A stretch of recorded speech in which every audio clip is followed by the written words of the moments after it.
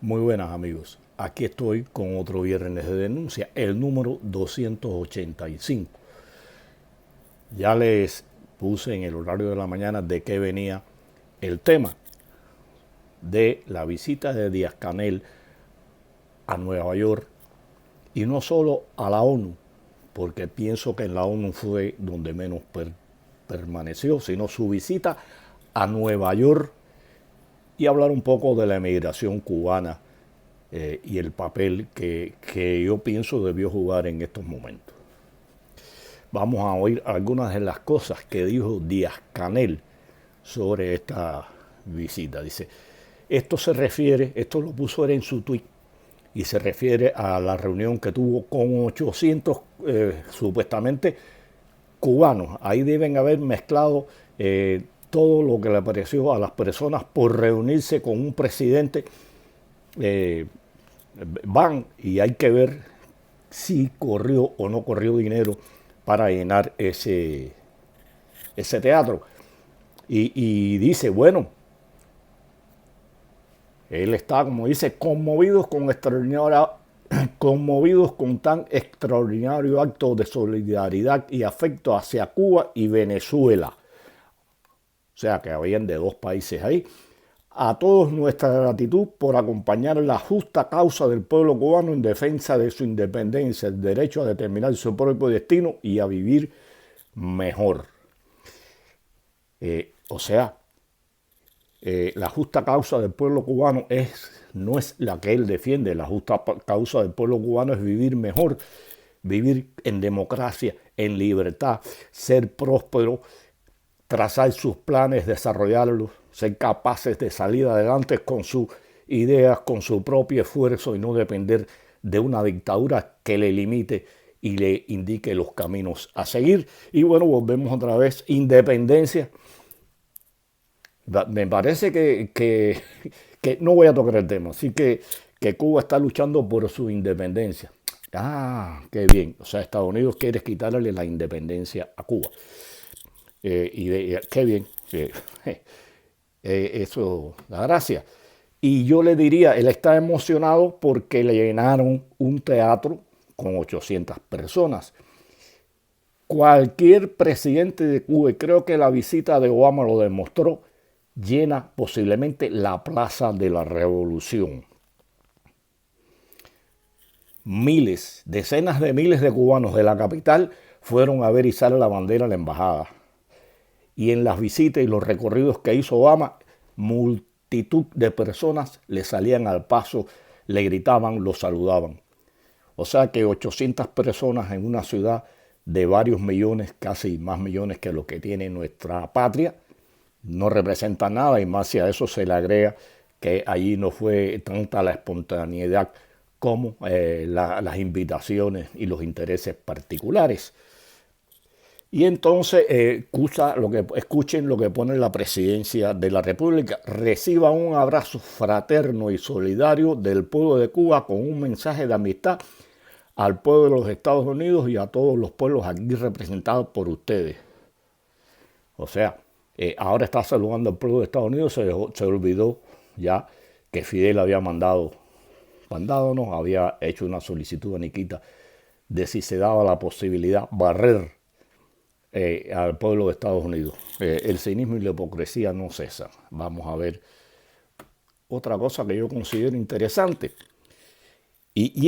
Escuchen esto también, señores. Es Bruno Rodríguez, cínico a más no poder, manipulador y mentiroso.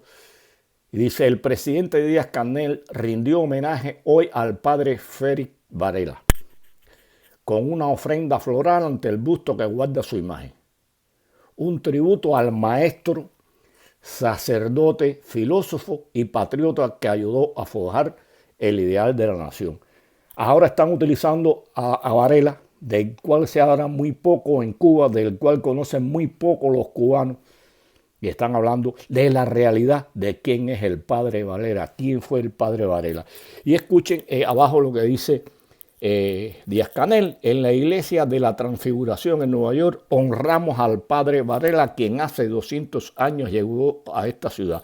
El que nos enseñó primero a pensar quiso a Cuba tan isla en lo político como en lo natural y, y luchó por su independencia, sea pues desde el punto de vista político, pacífico. Bueno, mira todos los méritos que reconocen ahora al padre Varela, este hombre, cuando en Cuba lo que se habla es de que Fidel él forjó la patria.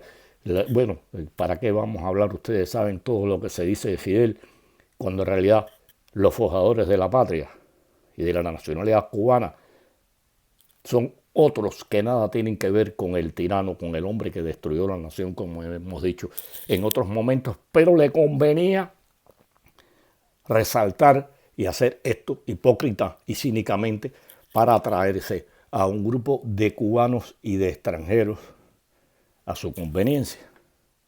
Sería bueno que hubiera visitado Miami, digo, ¿no? Ahora acá otro tuit, porque hay que leerlos para ver cómo brota la mentira y la manipulación. En nombre de nuestro pueblo, que tiene el mérito principal de nuestra obra, les reitero nuestra voluntad y compromiso de continuar fortaleciendo los vínculos raigales de nuestros connacionales en el exterior con su país de origen, dijo Díaz-Canel. Los gusanos, los vendepatrias, los traidores, ahora son bienvenidos con beneplácito a la patria, pero fundamentalmente porque inviertan en ella. Ya no son nada de esto, ahora son patriotas arraigados, etcétera, etcétera. Esta gente no tiene fin en lograr sus objetivos, no tienen dignidad, porque es indigno que digan esto ahora de la emigración, cuando no es capaz de reunirse con los cubanos que allá no están de acuerdo con él.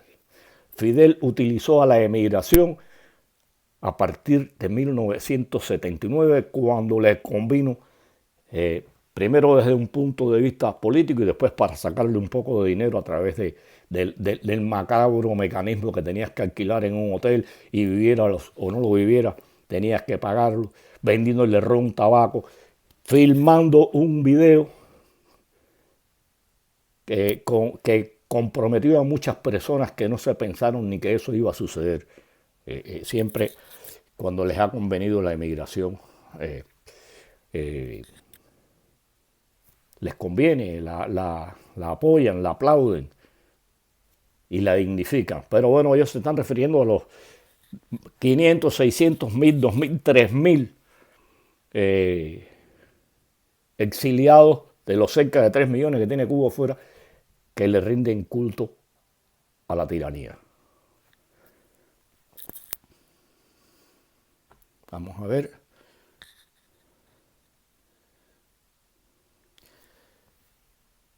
Y otra cosa más, o sea, cómo divide unas personas de otras. Dice, por mucho tiempo no vamos a olvidar la tarde de este viernes 22 de septiembre en la sede de nuestra misión en Nueva York. Afuera el abrazo de la solidaridad, adentro el de los cubanos que aman la patria. O sea, los que están ahí son los que aman la patria. Los 70, 80, 250, no sé, los que habían ahí son los que aman la patria. Los miles que protestan, los miles que han sido obligados a abandonar su patria, desterrados, presionados, los miles que les robaron lo que poseían, no, los que se pliegan ante los intereses de la dictadura, sí, como decía, son los que para ellos son cubanos que aman a la patria. El resto, como yo, no la ama. Qué falso, qué mentiroso, qué ruines. No me gusta decir estas cosas, pero indigna. Utilizó mucho más a la emigración. Vamos a ver ahora. Aprovechó para reunirse con empresarios. No porque les interese,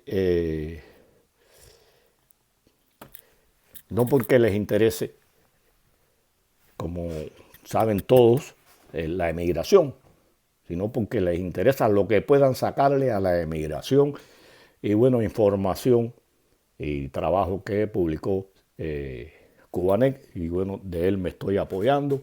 Y habla, entre las cosas que dice, es que el régimen cubano estaría explorando la posibilidad de permitir a ciudadanos cubanos norteamericanos que inviertan y sean propietarios de negocios en Cuba. Como dice aquí, es un intento desesperado por resolver la situación. O sea, tendrán que cambiar constitución, tendrán que cambiar leyes, a ellos no les importa las leyes y la constitución, ellos las cambian a conveniencia y la aplican a sus deseos, porque ya hay negociantes estadounidenses, ahora le dan la posibilidad de que sean dueños de esos negocios. Aunque hasta ahora el gobierno no ha hecho nada, o sea, no ha emitido ninguna regulación sobre este tema de permitir que extranjeros, incluidos los cubanoamericanos, los que ellos desprecian, sean dueños o inviertan en pequeñas y medianas empresas, en las MIPYMES. Nada van a resolver las MIPYMES y siguen concentrando ellos el poder en la empresa estatal socialista. Porque además son mini pymes las que hay, no son pymes, MIPYMES como se dice en el mundo, que son un poco más grandes, son pequeñas, reducidas, y hay que ver el rango de libertad que le dan y que no sea solamente, me imagino, el de exportar, crear empresas como ya las hay. Y bueno, vamos a hablar un poco, porque él se reunió con empresarios allí, o sea, allá en Nueva York, y veamos los personajes con los cuales se reunió Díaz-Canel. Algunos empresarios, otros políticos, pero en definitiva todos con intereses personales. En primera fila, el profesor Lazo, el de los puentes de amor, que ha viajado varias veces a La Habana, que es íntimo amigo de Díaz-Canel, y que, bueno, ahora Díaz-Canel lo invita y se encuentran allí estos amigos. El Lazo supuestamente es un activista contra las sanciones estadounidenses contra Cuba, pero jamás se ha proyectado contra las sanciones y la forma de Cuba actuar contra sus compatriotas, aunque yo no considero que Lazo sea compatriota mío. Lazo es un cómplice de la dictadura, un aliado de la dictadura. Porque una cosa es que usted esté contra el bloqueo, contra sanciones, su derecho a pensar como le dé la gana, y otro es que usted se reúna y sea bienvenido en las altas esferas y que el presidente de la República, designado por cierto, lo reciba y se tire fotos sonriente con usted.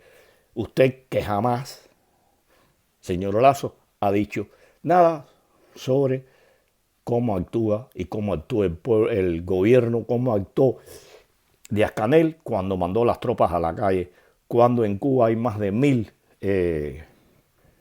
presos políticos, que eran o no son políticos, con severas condenas por salir a protestar y exigir derechos. Y esto va con todos estos empresarios que se reunieron con Díaz-Canel para invertir en Cuba. A ninguno le interesa el pueblo cubano, señores.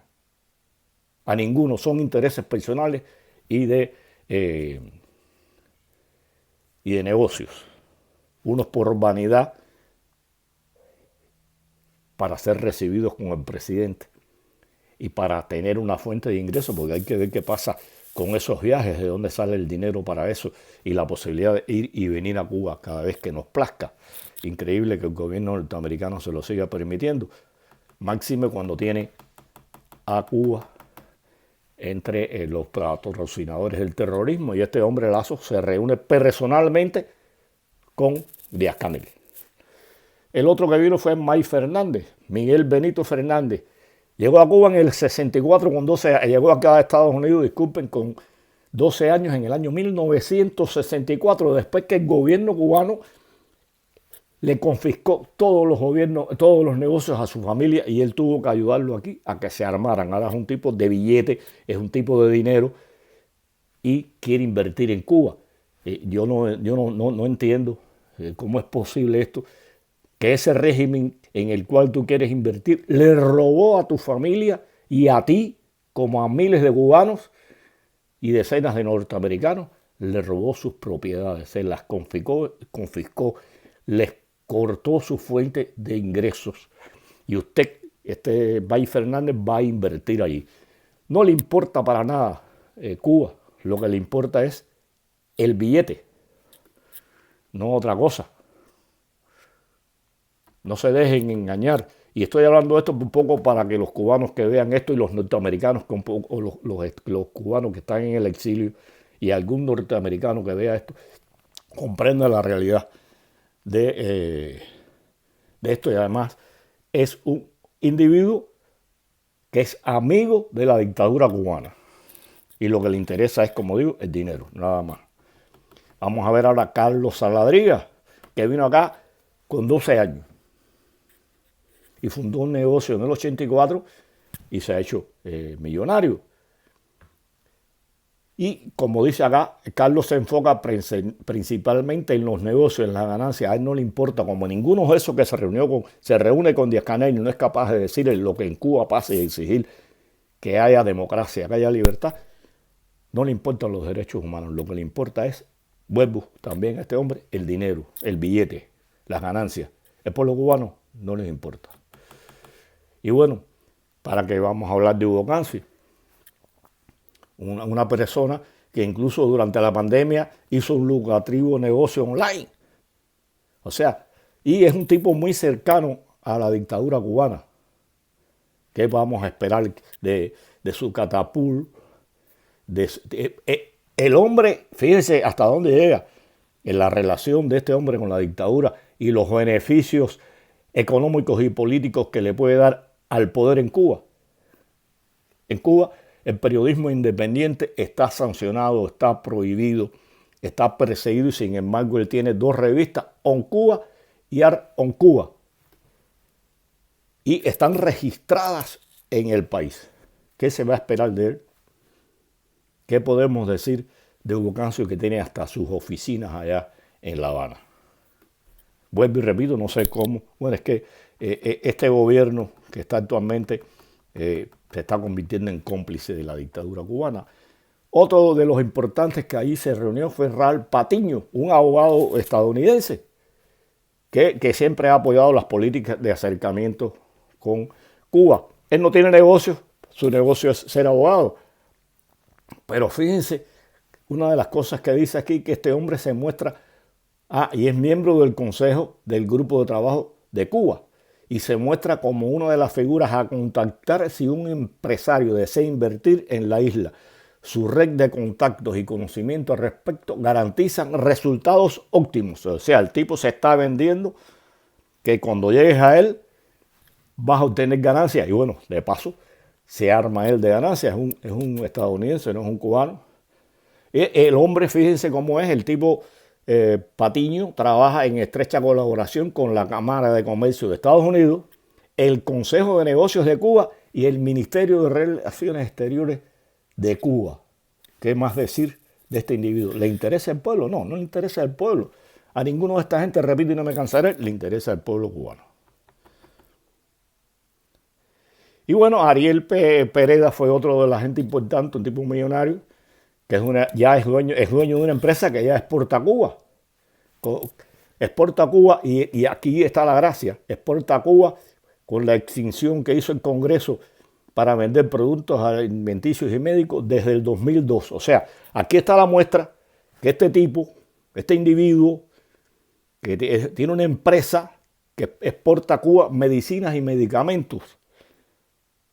O sea, ahí Cuba puede comprar acá, el régimen cubano, lo que desee siempre que pague. Si usted es mal pagador, nadie le va a fiar.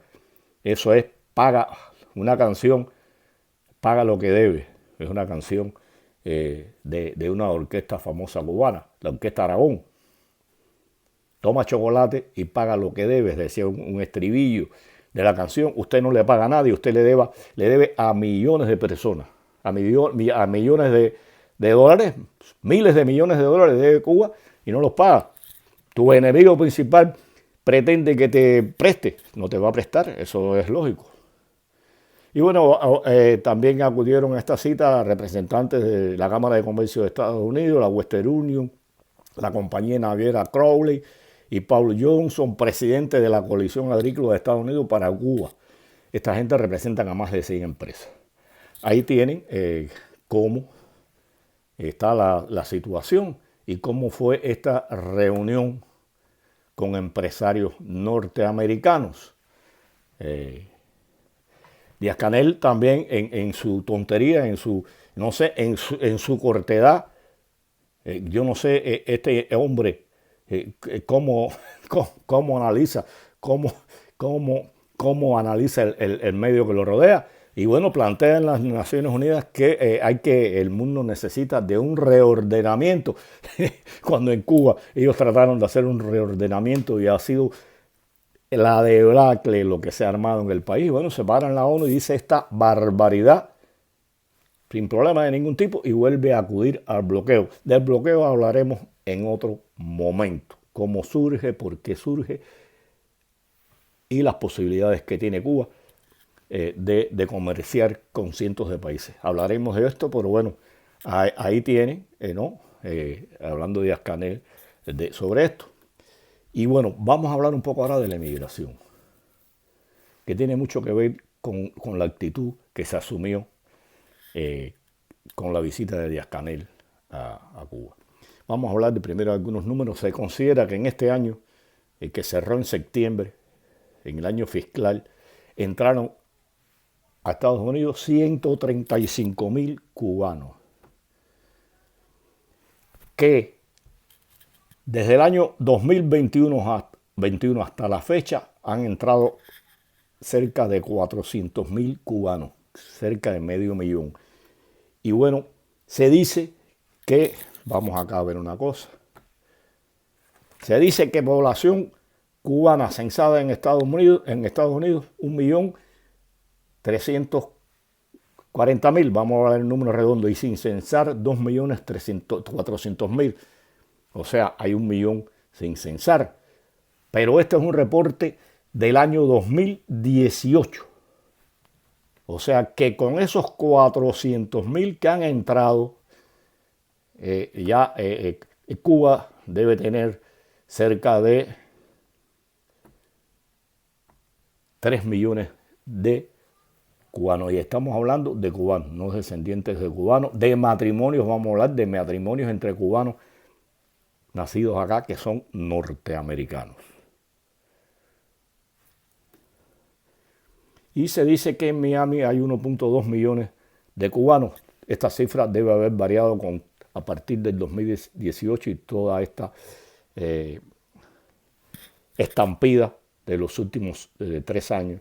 O sea que ya de Miami debe tener cerca de 2 millones de cubanos.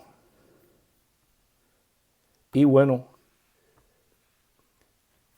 en Nueva York, esto es del año 2020, se consideraba en ese 2020 que habían cerca de 140,000 cubanos. Y entonces uno dice, ¿cómo es posible que en Nueva York vivan 140,000 cubanos y que solo unos pocos, 100, 200 si acaso, algunos desde acá, desde Miami, hayan ido a defender la libertad de Cuba, a cuestionar a Díaz-Canel, a decirle dictador, a exigir que se vaya como quieren millones de cubanos? Es una gran contradicción y una pregunta que les hago a ustedes. ¿Realmente el exilio quiere que haya cambios en Cuba?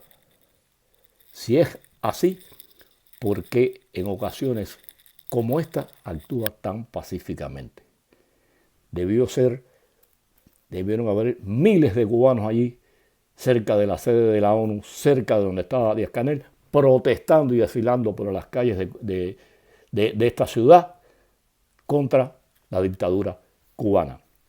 No abundaré más en el tema porque en estos días quiero hablar del bloqueo de Cuba, de la emigración y demás.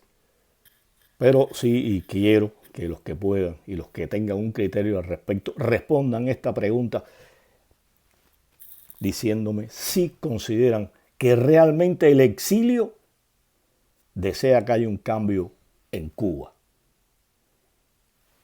Y cuando hablo del exilio, hablo de los 3 millones, no hablo de los 10.000, 20.000, cuando más que protestan, que hablan en las redes, que eso es insignificante, 15.000, 20.000, y creo que me estoy yendo muy por encima, que participan en marchas, en protestas, en todas las ciudades de Estados Unidos. Eso no representa ni el 1% de la migración cubana. Un saludo a todos, hasta la próxima.